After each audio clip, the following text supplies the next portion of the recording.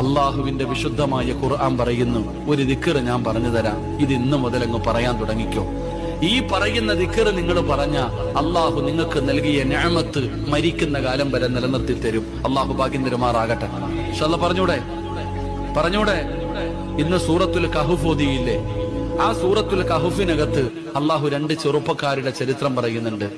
അതിനകത്ത് ഒരു ചെറുപ്പക്കാരൻ തന്റെ കൃഷിയിടം മുഴുവനും തന്റെ വിളവുകളൊക്കെ നഷ്ടപ്പെട്ടു പോയപ്പോ ഒരാളോട് പറയുന്നുണ്ട്, ഒറ്റ ദിക്ർ പറഞ്ഞിരുന്നെങ്കിൽ നിനക്കിത് നഷ്ടപ്പെടില്ലായിരുന്നു. നിങ്ങൾ ഖുർആൻ എടുത്തു നോക്കിക്കോ, ചരിത്രം പറയാൻ സമയമില്ല, അതുകൊണ്ട് ഞാൻ ദിക്ർ പറഞ്ഞു തരാം. മാഷാ അല്ലാഹ് ലാ ഖുവത ഇല്ലാ ബില്ലാഹ്. വീട്ടിൽ കയറുമ്പോ പറയുന്നുണ്ടോ വീട് നിലനിൽക്കും, കാറിൽ കയറുമ്പോ പറയുന്നുണ്ടോ കാറ് നിലനിൽക്കും, കടയിൽ കയറുമ്പോ പറയുന്നുണ്ടോ കട നിലനിൽക്കും, ജോലിക്ക് പോകുമ്പോ പറയുന്നുണ്ടോ ജോലി നിലനിൽക്കും.